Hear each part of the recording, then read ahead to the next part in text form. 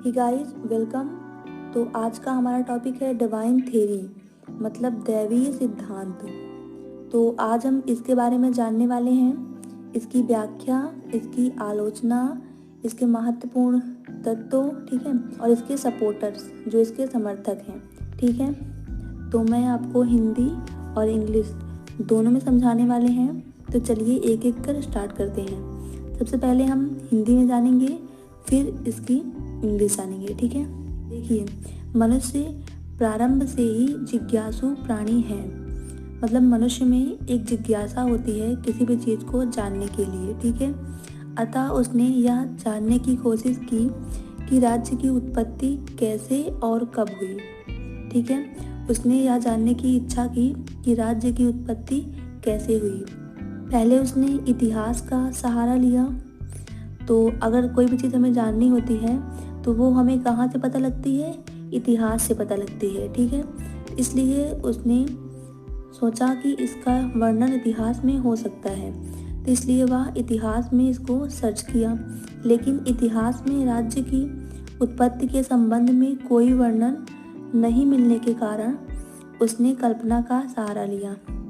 तो आपको बता दें, अगर कहीं भी हमारा ज्ञान शून्य हो जाता है, मतलब अगर किसी चीज़ पे हमें कुछ भी नहीं पता होता, तो हम वहाँ पर कल्पना का सहारा लेते हैं, ठीक है। तो इसीलिए जो स्कॉलर्स थे उन्होंने कल्पना का सहारा लिया, और जितनी भी ये थ्योरी बनी है ये सारी कल्पना पर बेस्ड है, ठीक है। तो समय समय पर विद्वानों ने कई सिद्धांत, थ्योरीज प्रस्तुत किए, जिसमें से दैवीय सिद्धांत पहला और प्राचीन सिद्धांत है, ठीक है। चलिए जानते हैं इसको इंग्लिश में। तो देखिए, man is a curious creature from the beginning, so they try to know how and when the state originated. First they took the help of history, but due to no description regarding the origin of this state in history, they took the help of imagination, ठीक है। उसने imagination का सहारा लिया, okay. Scholars have presented many principles out of which divine theory is the first and ancient theory. जो divine theory है ये पहली और प्राचीन सिद्धांत है, ठीक है। तो चलिए देखते हैं इसके अकॉर्डिंग क्या था, मतलब इस सिद्धांत में क्या था। तो अकॉर्डिंग टू दिस थ्योरी, इस सिद्धांत के अनुसार, ठीक है, इस सिद्धांत के समर्थक यह विश्वास करते हैं कि राज्य मानवीय नहीं बल्कि ईश्वर द्वारा स्थापित एक दैवीय संस्था है। तो जो इसके सपोर्टर्स थे वो यह मानते हैं कि जो राज्य है उसको मानव ने नहीं, उसको ईश्वर ने बनाया है, ठीक है।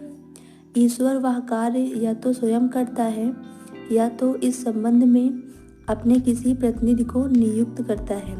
जो ईश्वर है, जो राज्य के लिए कार्य होते हैं, या तो वो स्वयं करता है या फिर इसके संबंध में अपने किसी प्रतिनिधि को भेजता है, ठीक है। जो राजा होता है, राजा को ही वह इस कार्य के लिए नियुक्त करता है। तो क्या हुआ, राजा ईश्वर का प्रतिनिधि होता है, और प्रतिनिधि होने के नाते वह केवल उसी के प्रति उत्तरदायी होता है।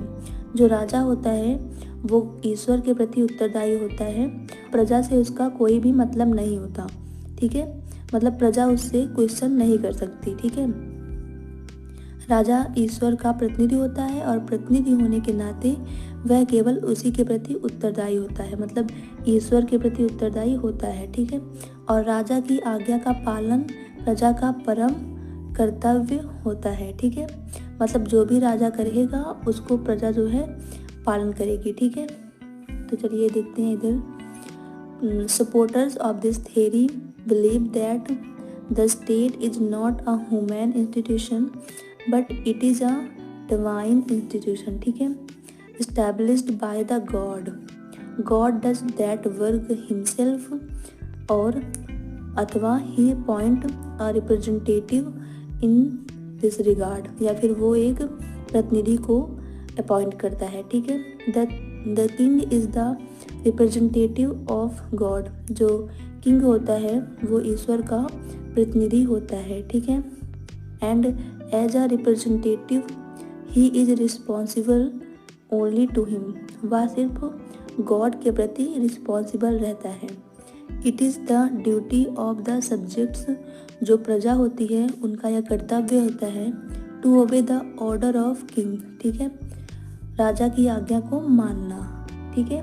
मतलब इसके अनुसार क्या था कि जो राज्य है उसको गॉड ने बनाया है, ईश्वर ने बनाया है, और ईश्वर इसके लिए कार्य या तो खुद करता है या फिर किसी राजा को अपॉइंट करता है, नियुक्त करता है, ठीक है। और जो राजा होता है वह सिर्फ ईश्वर के प्रति उत्तरदायी होता है, प्रजा से उसका कोई मतलब नहीं होता। और जो प्रजा होती है, जो भी राजा कहता है उसकी आज्ञा का पालन करती है, ठीक है। और देखते हैं आगे main elements of this theory, मतलब सिद्धांत के प्रमुख तत्व क्या थे, ठीक है। तो चलिए देखते हैं क्या है। तो फर्स्ट है, राज्य मानवीय कृति नहीं बल्कि ईश्वरीय सृष्टि है, ठीक है। State is not a human creation but a divine creation, ठीक है, ये एक दैवीय क्रिएशन कृति है, ओके।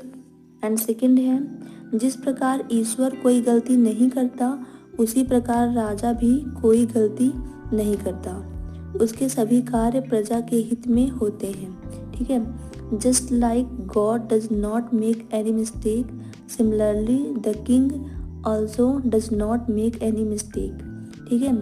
एंड थर्ड है, राज सत्ता पैतृक होती है, अर्थात पिता के बाद पुत्र सत्ता का अधिकारी होता है, ठीक है।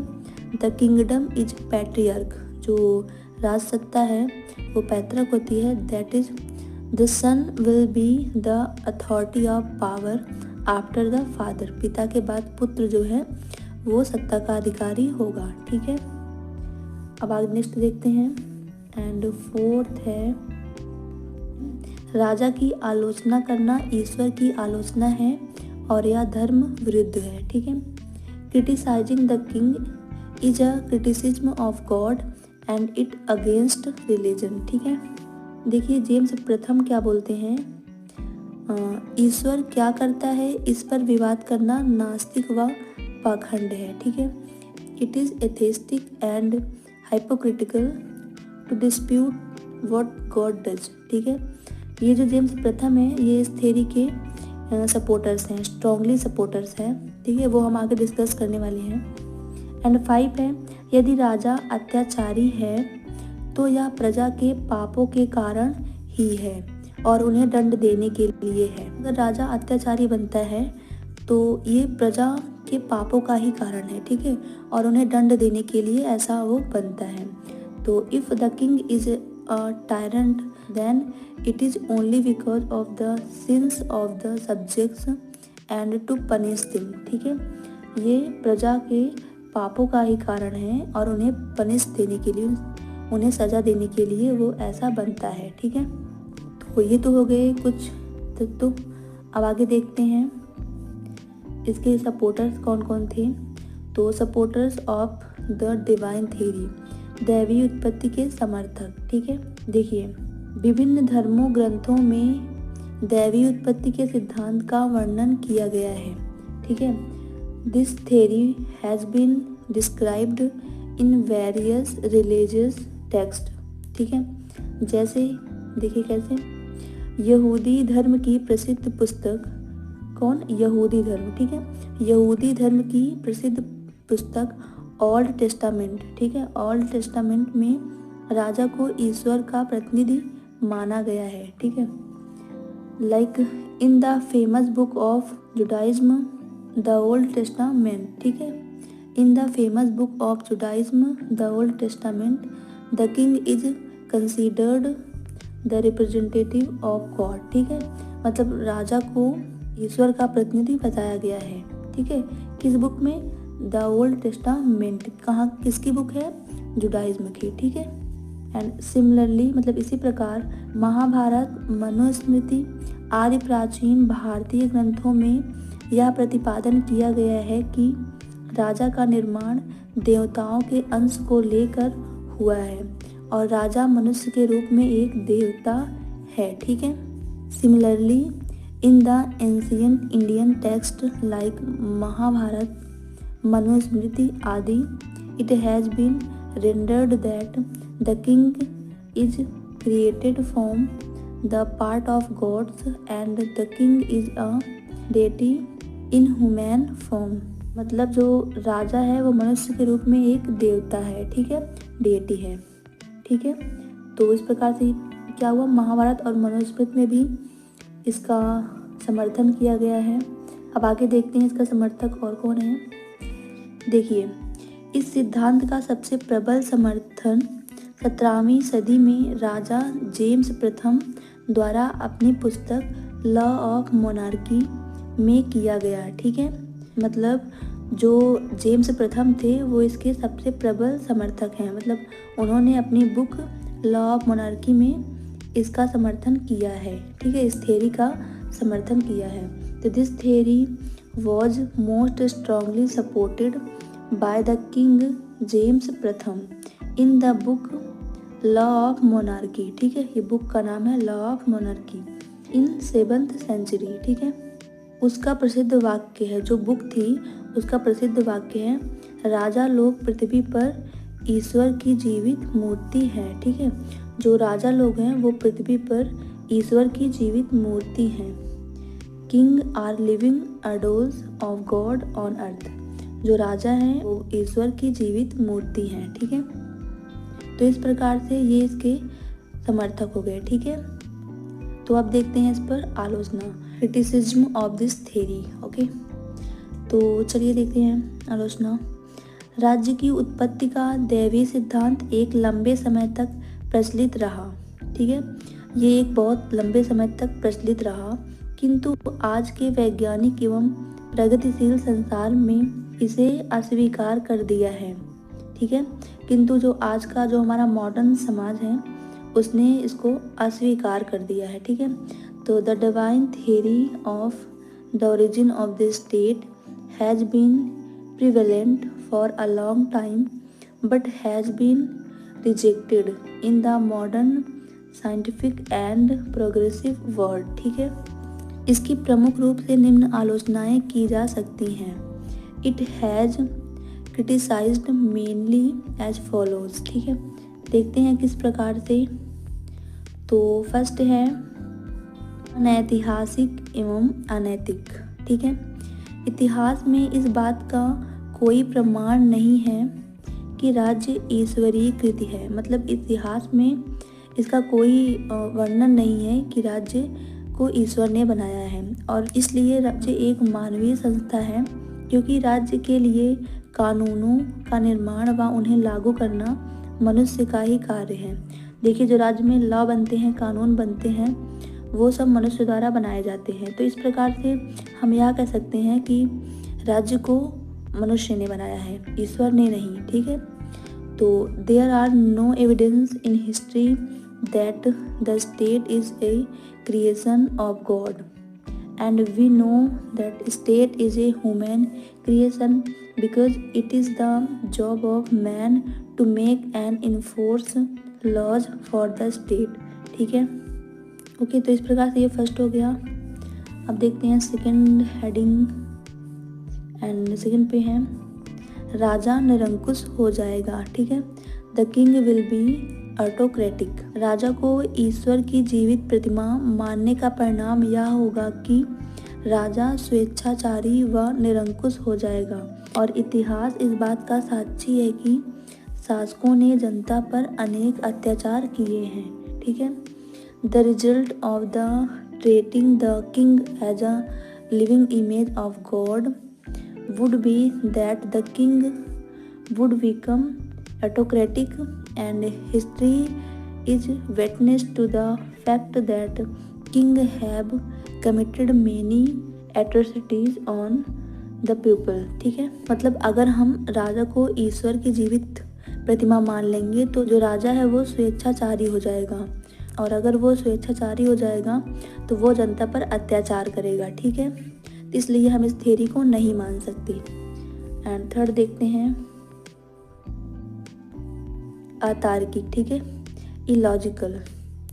हमारे धार्मिक ग्रंथ यही बताते हैं कि ईश्वर प्रेम व दया का भंडार है, लेकिन व्यवहार के संबंध में अनेक राजा बहुत अधिक दुष्ट प्रकृति के होते हैं। ठीक है, तो our religious text says that God has a lot love and mercy but many kings are very wicked in behaviour. ठीक है, तो जो हमारे धार्मिक ग्रंथ होते हैं उसके अनुसार हमें यह पता लगता है कि जो ईश्वर होता है वो बहुत ही प्रेमी मतलब दयावान होता है, लेकिन बहुत से राजा ऐसे हुए हैं जो कि बहुत ही दुष्ट प्रकृति के होते हैं। ठीक है, तो इस प्रकार से हम इस थ्योरी को नहीं मान सकते। आगे देखते हैं। आगे है रूढ़िवादी धारणा। ठीक है, ऑर्थोडॉक्स बिलीव। दैवी सिद्धांत को स्वीकार करने यह होगा कि राज्य को पवित्र संस्था समझकर उसके स्वरूप में परिवर्तन नहीं किया जाएगा और राज्य का अपरिवर्तित रूप मानव जीवन व राज्य के विकास के लिए उपयोगी नहीं होगा। ठीक है, अगर हम राज्य को एक दैवीय संस्था मान लेंगे तो फिर क्या होगा, इसमें कोई परिवर्तन नहीं किया जाएगा क्योंकि इसको एक ईश्वर के रूप में माना जाएगा। तो अगर हम कहीं भी परिवर्तन नहीं करेंगे तो उसका विकास नहीं हो पाएगा। ठीक है, इसीलिए इसे हम नहीं मान सकते। मतलब by accepting the divine principle it will be that the state will not be changed by considering it as a holy institution and the unchangeable form of the state will not be useful for human life and development of the state। ठीक है, state के विकास के लिए यह अच्छा नहीं होगा, useful नहीं होगा। ठीक है, ये तो हो गया चौथा। अब देखते हैं आगे। एंड 5 नंबर पे हैं नास्तिकों के लिए निरर्थक, यूजलेस फॉर एथीस्ट। ठीक है, यह सिद्धांत केवल वही लोग स्वीकार करेंगे जो आस्तिक है, मतलब जो ईश्वर में विश्वास रखते हैं। ठीक है, लेकिन वह लोग जो ईश्वर में विश्वास नहीं रखते वो इस सिद्धांत को स्वीकार नहीं करेंगे। ठीक है, मतलब उनके लिए ये कोई भी मायने नहीं रखेगा। This principle will be accepted only those who are believers in God but those who do not believe in God will not accept it. ठीक है, मतलब क्योंकि इसके अनुसार क्या है कि राज्य एक ईश्वरीय संस्था है, राज्य को ईश्वर ने बनाया है, पर ऐसे लोग जो ईश्वर में विश्वास ही नहीं रखते वो इसे नहीं स्वीकार करेंगे। ठीक है, तो इस प्रकार से नास्तिकों के लिए ये निरर्थक हो गया। एंड 6 है वर्तमान परिस्थितियों में लागू नहीं होता है। ठीक है, does not apply in the present time. ठीक है, वर्तमान समय के प्रजातंत्र राज्यों में जनता के द्वारा प्रधान को निर्वाचित किया जाता है। देखिए अब जो मॉडर्न जो समाज है, देखिए आजकल क्या होता है, अगर हम बनाते हैं पीएम को या प्रधानमंत्री को तो वो जनता के द्वारा बनता है। ठीक है, अतः इस सिद्धांत के अनुसार कि राजा को ईश्वर नियुक्त करता है पूर्णतः काल्पनिक है। ठीक है, at the present in the democracy states the head is elected by the people, so according to this theory that is the king is appointed by God, it is completely a imagination only। ठीक है, अर्थात जो प्रजातंत्र राज्य होते हैं उसमें जनता द्वारा हम प्रधानमंत्री को चुनते हैं, लेकिन इसके अनुसार क्या है कि जो राजा होता है उसको गॉड नियुक्त करता है, तो ये तो गलत हो गया, काल्पनिक हो गया। ठीक है, तो इस प्रकार से इसकी आलोचनाएं थी। अब देखते हैं इस थ्योरी का इम्पोर्टेंस क्या है, इस थ्योरी का महत्व क्या है। देखिए, यद्यपि आज दैवी सिद्धांत को अस्वीकार किया जा चुका है, लेकिन राजा को ईश्वर का प्रतिनिधि बताकर इस सिद्धांत ने प्रारंभिक व्यक्ति को राजभक्ति और राजा की आज्ञा का पालन का पाठ पढ़ाया। ठीक है, तो क्या है, जो दैवी सिद्धांत है उसको तो अस्वीकार कर दिया जा चुका है, लेकिन इस सिद्धांत के कारण ही लोगों में राजभक्ति और राजा की आज्ञा पालन का बोध हुआ। ठीक है, तो although today the divine principle has been rejected but by describing the king as a representative of God this theory taught the early person the lesson of royal devotion, मतलब लॉयल्टी का। ठीक है, एंड ओबिंग द किंग, राजा की आज्ञा का पालन। तो इस थ्योरी ने ही हमको सिखाया राजा की आज्ञा का पालन करना, ठीक है, और राजभक्ति। ओके, तो इस प्रकार से ये सिद्धांत खत्म हुआ और नेक्स्ट वीडियो में हम फोर्थ थ्योरी पढ़ने वाले हैं। तो आज के लिए बस इतना ही। Thanks for watching.